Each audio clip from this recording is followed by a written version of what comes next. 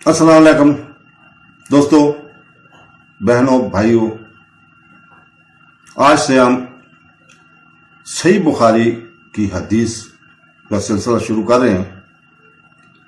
आज हम हदीस नंबर 1 से 7 तक का बयान करेंगे। सही बुखारी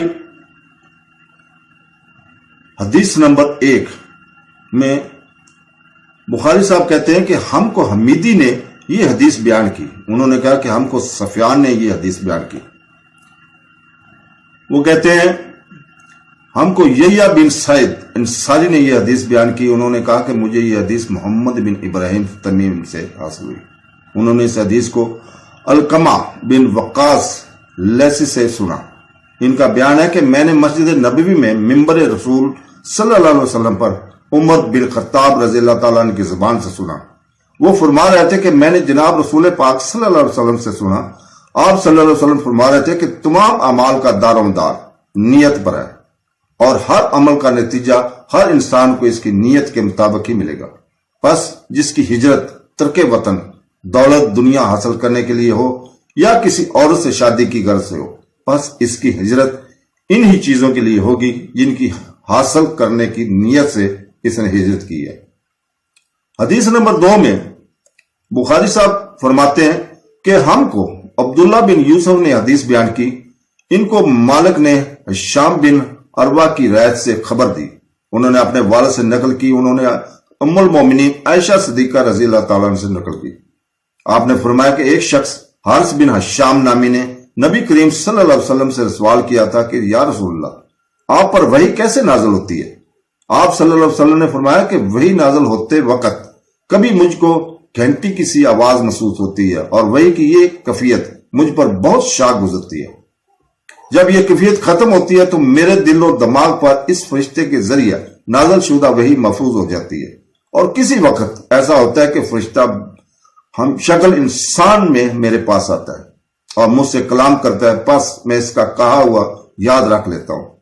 आयशा रज़ी अल्लाह ताला अन्हा का बयान है कि मैंने सख्त कड़ाके की सर्दी में नबी करीम सल्लल्लाहु अलैहि वसल्लम को देखा है कि आप सल्लल्लाहु अलैहि वसल्लम पर नबी नाज़िल हुई और जब इसका सिलसिला मौकूफ हुआ तो आप सल्लल्लाहु अलैहि वसल्लम की पेशानी पसीने से सरबूर थी। तो दोस्तों, हदीस नंबर 3 में बुखारी साहब फरमाते हैं कि हमको यहया बिन बकीर ने यह हदीस बयान की।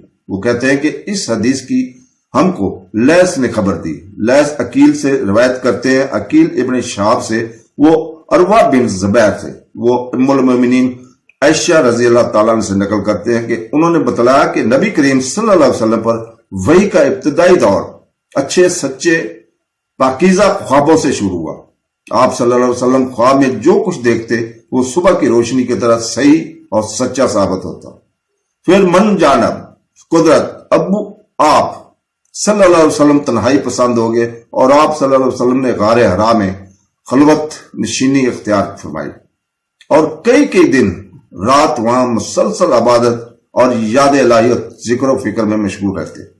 जब तक घर आने को दिल ना चाहता तोशा हमरा लिए हुए वहां रहते। तोशा खत्म होने पर ही अहलिया मोहतरमा खतीजा रज़ी अल्लाह ताला अन्हा के पास तशरीफ लाते और कुछ तोशा हमरा लेकर फिर वहां जाकर खलवत गुजरे हो जाते। यही तरीका जारी रहा यहां तक कि आप सल्लल्लाहु अलैहि वसल्लम पर हक मनकशफ हो गया और आप सल्लल्लाहु अलैहि वसल्लम गारे अराई में क्या में पजीर थे कि अचानक जिब्राईल अलैहिस्सलाम आप सल्लल्लाहु अलैहि वसल्लम के पास हाजिर हुए और कहने लगे, ए मोहम्मद पढ़ो। आप सल्लल्लाहु अलैहि वसल्लम फरमाते हैं कि मैंने कहा कि मुझे पकड़कर इतने जोर से बेचा कि मेरी ताकत जो अब दे गई, जो फिर मुझे छोड़कर कहा कि पढ़ो।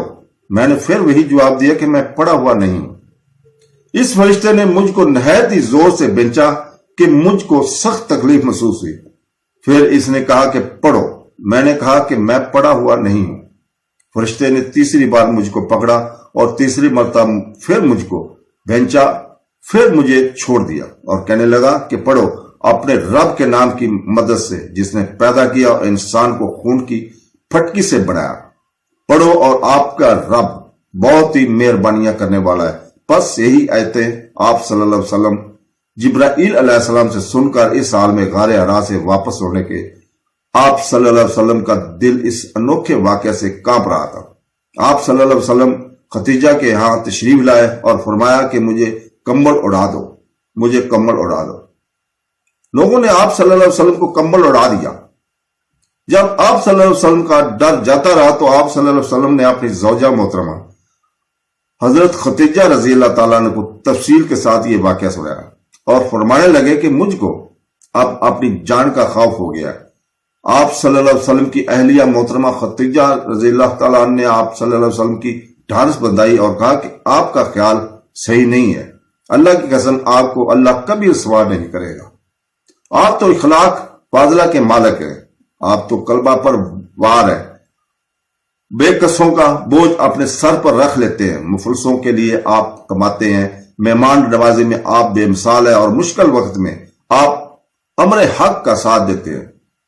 ایسے اوصاف حسن والا انسان یوں ہے وقت ذلت اور خواری کی موت نہیں پا سکتا۔ پھر مزید تشنا کے لیے حضرت ختیجہ رضی اللہ تعالیٰ عنہ رسول پاک صلی اللہ علیہ وسلم کو ورقہ بن نوفل کے پاس لے گئے جو ان کے چچا زاد بھائی تھے اور زمانہ جاہلیت میں نصرانی مذہب اختیار کر چکے تھے اور عبرانی زبان کے کاتب تھے۔ چنانچہ انجیل کو بھی حسب منشا خداوندی عبرانی زبان میں لکھا کرتے تھے۔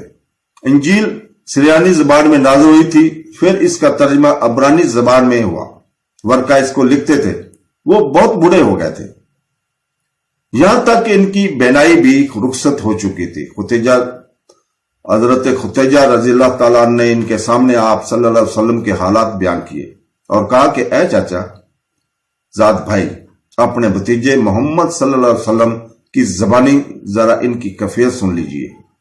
وہ بولے کہ بھتیجے، آپ نے جو کچھ دیکھا ہے اس کی تفصیل سناؤ۔ چنانچہ آپ صلی اللہ علیہ وسلم نے از اول تا آخر پورا واقعہ سنایا، جسے سن کر ورقہ بے اختیار ہو کر بول اٹھے کہ یہ تو وہی ناموس معزز رازدان فرشتہ جسے اللہ نے موسیٰ علیہ السلام پر وحی دے کر بھیجا تھا۔ کاش میں آپ کے اس عہد نبوت کے شروع ہونے پر جوان عمر ہوتا، کاش میں اس وقت تک زندہ رہتا جبکہ آپ کی قوم آپ کو شہر سے نکال دے گی۔ رسول پاک صلی اللہ علیہ وسلم نے یہ سن کر تعجب سے پوچھا کہ کیا وہ لوگ مجھ کو نکال دیں گے، حالانکہ میں تو ان میں صادق اور امین و مقبول ہوں۔ ورقہ بولا، ہاں یہ سب کچھ سچ ہے، مگر جو شخص بھی آپ کی طرح امر حق لے کر آیا لوگ اس کے دشمن ہی ہو گئے۔ اگر مجھے آپ کی نبوت کا وہ زمانہ مل جائے تو میں آپ کو پوری مدد کروں گا۔ مگر ورقہ کچھ دنوں کے بعد انتقال کر گئے۔ پھر کچھ عرصہ تک وحی کی آمد موقوف رہی۔ تو دوستو، حدیث نمبر 4، اس میں بخاری صاحب فرماتے ہیں، ابن شہاب کہتے ہیں مجھ کو ابو سلمہ بن عبد الرحمن نے جابر بن عبداللہ انصاری رضی اللہ تعالیٰ عنہ سے یہ روایت نقل کی کہ آپ صلی اللہ علیہ وسلم نے وحی کے رک جانے کے زمانے کے حالات بیان فرماتے ہوئے کہا کہ ایک روز میں چلا جا رہا تھا کہ اچانک میں نے آسمان کی طرف ایک آواز سنی اور میں نے اپنا سر آسمان کی طرف اٹھایا، کیا دیکھتا ہوں کہ وہی فرشتہ جو میرے پاس غار حرا میں آیا تھا وہ آسمان اور زمین کے بیچ میں ایک کرسی پر بیٹھا ہوا ہے۔ میں اس سے ڈر گیا اور گھر آنے پر میں نے پھر کمبل اوڑھنے کی خواہش ظاہر کی۔ اس وقت اللہ پاک کی طرف سے یہ آیات نازل ہوئی، اے لحاف اوڑھ کر لیٹنے والے، اٹھ کھڑا ہو اور لوگوں کو عذاب الہی سے ڈرا اور اپنے رب کی بڑائی بیان کر اور اپنے کپڑے کو پاک صاف رکھ اور گندگی سے دور رہ۔ اس کے بعد وہی تیزی کے ساتھ بے تربے آنے شروع ہو لگی۔ اس حدیث کو یحییٰ بن بکیر کے علاوہ لیث بن سعد سے عبداللہ بن یوسف اور ابو صالح نے بھی روایت کیا ہے، اور عقیل کے علاوہ زہری سے ہلال بن رواد نے بھی روایت کیا ہے۔ یونس اور معمر نے اپنی روایت میں لفظ فوادہ کی جگہ بوادہ نقل کیا ہے۔ تو دوستو، حدیث نمبر 5 میں بخاری رحمت اللہ علیہ فرماتے ہیں، موسیٰ بن اسماعیل نے ہم سے حدیث بیان کی، ان کو ابو اوانا نے خبر دی، ان سے موسیٰ ابن ابی اشبا نے بیان کی، ان سے سعد بن جبیر نے، انہوں نے ابن عباس رضی اللہ تعالیٰ سے کلام اللہ کی تفسیر کے سلسلہ میں سنا کہ رسول پاک صلی اللہ علیہ وسلم پر نزول قرآن کے وقت بہت سختی محسوس فرمایا کرتے تھے، اور اس کی علامتوں میں سے ایک یہ تھی کہ یاد کرنے کے لیے آپ اپنے ہونٹوں کو ہلاتے تھے۔ ابن عباس رضی اللہ تعالیٰ عنہ نے کہا کہ میں اپنے ہونٹ ہلاتا ہوں جس طرح آپ ہلاتے تھے۔ شاید کہتے ہیں کہ میں بھی اپنے ہونٹ ہلاتا ہوں جس طرح ابن عباس رضی اللہ تعالیٰ عنہ کو میں نے ہلاتے دیکھا، پھر انہوں نے اپنے ہونٹ ہلائے۔ ابن عباس رضی اللہ تعالیٰ عنہ نے کہا کہ پھر یہ آیت اتری کہ اے محمد، قرآن کو جلد جلد یاد کرنے کے لیے اپنی زبان نہ ہلاؤ، اس کا جمع کر دینا اور پڑھا دینا ہمارے ذمہ ہے۔ ابن عباس رضی اللہ تعالیٰ عنہ کہتے ہیں کہ یعنی قرآن آپ صلی اللہ علیہ وسلم کے دل میں جمع دینا اور پڑھا دینا ہمارے ذمہ ہے، پھر جب ہم پڑھ چکے تو اس پڑھے ہوئے کو اتباع کرو۔ ابن عباس رضی اللہ تعالیٰ عنہ فرماتے ہیں اس کا مطلب یہ ہے کہ آپ اس کو خاموشی کے ساتھ سنتے رہو، اس کے بعد مطلب سمجھا دینا ہمارے ذمہ ہے، پھر یقیناً یہ ہماری ذمہ داری ہے کہ اب اس کو پڑھو، یعنی اس کو محفوظ کر سکو۔ چنانچہ اس کے بعد جب آپ کے پاس جبرائیل علیہ السلام وحی لے کر آئے تو آپ توجہ سے سنتے، جب وہ چلے جاتے تو رسول پاک صلی اللہ علیہ وسلم اس وحی کو اسی طرح پڑھتے جس طرح جبرائیل علیہ السلام نے اسے پڑھایا تھا۔ تو دوستو، حدیث نمبر 6 میں بخاری رحمۃ اللہ علیہ فرماتے ہیں کہ ہم کو عبدان نے حدیث بیان کی، انہیں عبداللہ بن مبارک نے خبر دی، ان کو یونس نے، انہوں نے زہری سے یہ حدیث سنی۔ دوسری سند یہ ہے کہ ہم سے بشر بن محمد نے یہ حدیث بیان کی، ان سے عبداللہ بن مبارک نے، ان سے یونس اور محمد دونوں نے زہری سے روایت کی۔ پہلی سند کے مطابق زہری سے عبداللہ بن عبداللہ نے، انہوں نے ابن عباس رضی اللہ تعالیٰ عنہ سے یہ روایت نقل کی کہ رسول پاک صلی اللہ علیہ وسلم سب لوگوں سے زیادہ جواد مطلب سخی تھے، اور رمضان میں دوسرے اوقات کے مقابلے میں جب جبرائیل علیہ السلام آپ صلی اللہ علیہ وسلم سے ملتے بہت ہی زیادہ جواد و کرم فرماتے۔ جبرائیل علیہ السلام رمضان کی ہر رات میں آپ صلی اللہ علیہ وسلم سے ملاقات کرتے اور آپ صلی اللہ علیہ وسلم کے ساتھ قرآن کا ورد کرتے۔ غرض نبی کریم صلی اللہ علیہ وسلم لوگوں کو بھلائی پہنچانے میں بارش لانے والی ہوا سے بھی زیادہ جود و کرم فرمایا کرتے تھے۔ ہم کو ابو الامیان بن نافع نے حدیث بیان کی، انہیں اس حدیث کی شعیب نے خبر دی، انہوں نے زہری سے یہ حدیث سنی، انہیں عبداللہ ابن عتبہ بن مسعود نے خبر دی کہ عبداللہ بن عباس سے ابو سفیان بن حرب نے یہ واقعہ بیان کیا کہ ہرکل شاہ روم نے ان کے پاس قریش کے قافلے میں ایک آدمی بلانے کا بھیجا، اور اس وقت یہ لوگ تجارت کے لیے ملک شام گئے ہوئے تھے، اور یہ وہ زمانہ تھا جب رسول پاک صلی اللہ علیہ وسلم نے قریش اور ابو سفیان سے ایک وقتی عہد کیا ہوا تھا۔ جب ابو سفیان اور دوسرے لوگ ہرکل کے پاس علیہ پہنچے جہاں پر کل نے دربار طلب کیا تھا، اس کے گرد و روم کے بڑے بڑے لوگ، علماء، وزراء اور عمرہ بیٹھے ہوئے تھے۔ ہرکل نے اور اپنے ترجمان کو بلوایا، پھر ان سے پوچھا کہ تم میں سے کون شخص مدعی رسالت کا زیادہ قریبی عزیز ہے؟ ابو سفیان کہتے ہیں کہ میں بول اٹھا کہ میں اس کا سب سے زیادہ قریبی رشتہ دار ہوں۔ یہ سن کر ہرکل نے حکم دیا کہ اس کو، ابو سفیان کو میرے قریب لا کر بٹھاؤ اور اس کے ساتھیوں کو اس کی پیٹھ کے پیچھے بٹھا دو۔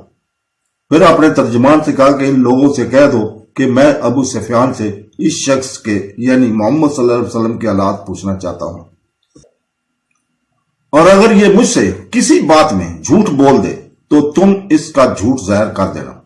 ابو سفیان کا قول ہے کہ اللہ کی قسم اگر مجھے یہ غیرت نہ آتی کہ یہ لوگ مجھ کو جھٹلائیں گے تو میں آپ صلی اللہ علیہ وسلم کی نسبت ضرور غلط گوئی سے کام لیتا۔ خیر، پہلی بات جو ہرکل نے مجھ سے پوچھا وہ یہ کہ اس شخص کا خاندان تم لوگوں میں کیسا ہے؟ میں نے کہا وہ تو بڑے اونچے عالمی نسب والے ہیں۔ کہنے لگا اس سے پہلے بھی کسی نے تم لوگوں میں ایسی بات کہی تھی؟ میں نے کہا نہیں۔ کہنے لگا اچھا اس کے بڑوں میں کوئی بادشاہ ہوا ہے؟ میں نے کہا نہیں۔ پھر اس نے کہا بڑے لوگوں نے اس کی پیروی اختیار کی ہے یا کمزوروں نے؟ میں نے کہا نہیں، کمزوروں نے۔ پھر کہنے لگا اس کے تابعدار روز بڑھتے جاتے ہیں یا کوئی ساتھی پھر بھی چلا جاتا ہے؟ میں نے کہا نہیں۔ کہنے لگا کہ کیا اپنے اس دعوے نبوت سے پہلے کبھی کسی بھی موقع پر اس نے جھوٹ بولا ہے؟ میں نے کہا نہیں، اور اب ہماری اس سے صلح کی ایک مقررہ مدت ٹھہری ہوئی ہے، معلوم نہیں وہ اس میں کیا کرنے والا ہے۔ ابو سفیان کہتے ہیں کہ میں اس بات کے سوا اور کوئی جھوٹ اس گفتگو میں شامل نہ کر سکا۔ ہرقل نے کہا کہ کیا تمہاری اس سے کبھی لڑائی بھی ہوتی ہے؟ ہم نے کہا کہ ہاں۔ بولا پھر تمہاری اور اس کی جنگ کا کیا حال ہوتا ہے؟ میں نے کہا لڑائی ڈول کی طرح ہے، کبھی وہ ہم سے میدان جنگ جیت جاتے ہیں اور کبھی ہم ان سے جیت لیتے ہیں۔ ہرقل نے پوچھا وہ تمہیں کس بات کا حکم دیتا ہے؟ میں نے کہا وہ کہتا ہے کہ صرف ایک اللہ ہی کی عبادت کرو، اس کا کسی کو شریک نہ بناؤ، اور اپنے باپ دادا کے شرک کی باتیں چھوڑ دو، اور ہمیں نماز پڑھنے، سچ بولنے، پرہیزگاری اور صلح رحمی کا حکم دیتا ہے۔ یہ سب سن کر پھر ہرقل نے اپنے ترجمان سے کہا کہ ابو سفیان سے کہہ دے کہ میں نے تم سے اس کا نسب پوچھا تو تم نے کہا کہ وہ ہم میں علی نسب ہے، اور پیغمبر اپنی قوم میں علی نسب میں بھیجے جایا کرتے ہیں۔ میں نے تم سے پوچھا کہ دعویٰ نبوت کی یہ بات تمہارے اندر اس سے پہلے کسی اور نے بھی کی، تو تم نے جواب دیا کہ نہیں۔ تب میں نے اپنے دل میں کہا کہ اگر یہ بات اس سے پہلے کسی نے کہی ہوتی تو میں سمجھتا کہ اس شخص نے بھی اسی بات کی تنقید کی ہے، پھر جو پہلے کہی جا چکی ہے۔ میں نے تم سے پوچھا کہ اس کے بڑوں میں کوئی بادشاہ بھی گزرا ہے؟ تم نے کہا کہ نہیں۔ تو میں نے دل میں کہا کہ ان کے بزرگوں میں سے کوئی بادشاہ ہوا ہوگا تو کہہ دوں گا کہ وہ شخص اس بنا اپنے آباء و اجداد کی بادشاہت اور ان کا ملک دوبارہ حاصل کرنا چاہتا ہے۔ اور میں نے تم سے پوچھا کہ اس بات کے کہنے یعنی پیغمبری کا دعویٰ کرنے سے پہلے تم نے کبھی اس کو دروغ گوئی کا الزام لگایا؟ تم نے کہا کہ نہیں۔ تو میں نے سمجھ لیا کہ جو شخص آدمیوں کے ساتھ دروغ گوئی سے بچے وہ اللہ کے بارے میں کیسے جھوٹی بات کہہ سکتے ہیں۔ اور میں نے تم سے پوچھا کہ بڑے لوگ اس کے پیروکار ہوتے ہیں اور یہ کمزور آدمی، تم نے کہا کمزوروں نے اس کی اتباع کی ہے، تو دراصل یہی لوگ پیغمبروں کے متعین ہوتے ہیں۔ اور میں نے تم سے پوچھا کہ اس کے ساتھی بڑھ رہے ہیں یا کم ہو رہے ہیں؟ تم نے کہا کہ وہ بڑھ رہے ہیں، اور ایمان کی کیفیت یہی ہوتی ہے حتیٰ کہ وہ کامل ہو جاتا ہے۔ اور میں نے تم سے پوچھا کہ آیا کوئی شخص اس کے دین سے ناخوش ہو کر مرتد بھی ہو جاتا ہے؟ تم نے کہا نہیں۔ تو ایمان کی خاصیت بھی یہی ہے، جن کے دلوں میں اس کی مسرت رچ بس جائے وہ اس سے لوٹا نہیں کرتے۔ وہ میں نے تم سے پوچھا کہ آیا وہ کبھی عہد شکنی کرتے ہیں؟ تو تم نے کہا نہیں۔ پیغمبروں کا یہی حال ہوتا ہے، وہ عہد کی خلاف ورزی نہیں کرتے۔ اور میں نے تم سے کہا کہ وہ تم سے کس چیز کے لیے کہتے ہیں؟ تم نے کہا کہ وہ ہمیں حکم دیتے ہیں کہ اللہ کی عبادت کرو اور اس کے ساتھ کسی کو شریک نہ ٹھہراؤ، اور تمہیں بتوں کی پرستش سے روکنے دیتے ہیں، سچ بولنے اور پرہیزگاری کا حکم دیتے ہیں۔ لہذا اگر یہ باتیں جو تم کہہ رہے ہو سچ ہیں تو انقریب وہ اس جگہ کا مالک ہو جائے گا کہ جہاں میرے یہ دونوں پاؤں ہیں۔ مجھے معلوم تھا کہ وہ پیغمبر آنے والا ہے، مگر مجھے یہ معلوم نہیں تھا کہ وہ تمہارے اندر ہوگا۔ اگر میں جانتا کہ اس تک پہنچ سکوں گا تو اس سے ملنے کے لیے ہر تکلیف گوارا کرتا۔ اگر میں اس کے پاس ہوتا تو اس کے پاؤں دھوتا۔ ہرقل نے رسول پاک صلی اللہ علیہ وسلم وہ خط منگایا جو آپ نے دیا کلبی رضی اللہ تعالیٰ عنہ کے ذریعے حاکم بصرہ کے پاس بھیجا تھا، اور اس نے وہ ہرقل کے پاس بھیج دیا تھا۔ پھر اس کو پڑھا تو اس میں لکھا تھا اللہ کے نام کے ساتھ جو نہایت مہربان رحمت والا ہے۔ اللہ کے بندے اور اس کے پیغمبر محمد صلی اللہ علیہ وسلم کی طرف سے یہ خط ہے شاہ روم کے لیے۔ اس شخص پر سلام ہو جو ہدایت کی پیروی کرے، اور اس کے بعد میں آپ کے سامنے دعوت اسلام پیش کرتا ہوں۔ اگر آپ اسلام لے آئیں گے تو دین و دنیا میں سلامتی نصیب ہوگی، اللہ آپ کو دوہرا ثواب دے گا، اور اگر آپ میری دعوت سے رد گردانی کریں گے تو آپ کی رعایا کا گناہ بھی آپ ہی پر ہوگا۔ اور اہل کتاب ایک ایسی بات پر آ جاؤ جو ہمارے اور تمہارے درمیان یکساں ہے، وہ یہ کہ ہم اللہ کے سوا کسی کی عبادت نہ کریں اور کسی کو اس کا شریک نہ ٹھہرائیں، اور نہ ہم میں سے کوئی کسی کو اللہ کے سوا اپنا رب بنائے۔ پھر اگر وہ اہل کتاب اس بات سے منہ پھیر لے تو مسلمانوں تم ان سے کہہ دو کہ تم مانو یا نہ مانو، ہم تو ایک اللہ کی اطاعت گزار ہیں۔ ابو سفیان کہتے ہیں جب ہرقل نے جو کچھ कहना था कह दिया और खत पढ़कर फारिग हुआ तो इसके इर्द गिर्द बहुत शोर हुआ था। बहुत सी आवाजें उठी और हमें बाहर निकाल दिए गए। तब मैंने अपने साथियों से कहा कि अबू कुशाबा के बेटे नबी करीम सल्लल्लाहु अलैहि वसल्लम का मामला तो बहुत बढ़ गया। देखो तो इससे बनी असगर रूम का बादशाह भी डरता है। मुझे इस वक्त से इस बात का यकीन हो गया कि नबी करीम सल्लल्लाहु अलैहि वसल्लम अनकरीब गालिब होकर रहेंगे, हत्ता कि अल्लाह ने मुझे मुसलमान कर दिया। रावी का बयान है कि इब्ने नातूर अलिया का हाकम, हरकल का मुसाहिब और शाम का नसारी का पादरी बयान करता है कि हरकल जब अलिया किया आया एक दिन सुबह को परेशान उठा तो इसके दरबारियों ने दरियाफ्त किया कि आज आपकी हालत बदली हुई है, क्या वजह है? इब्ने नातूर का बयान है कि हरकल नजूमी था, इल्म नजूम में वो पूरी महारत रखता था। इसने अपने आम नशीनों को बताया कि मैंने आज रात तारों पर नजर डाली तो देखा कि खता करने वालों का बादशाह हमारे मुल्क पर गालिब आ गया। भला इस जमाने में कौन लोग खतना करते हैं?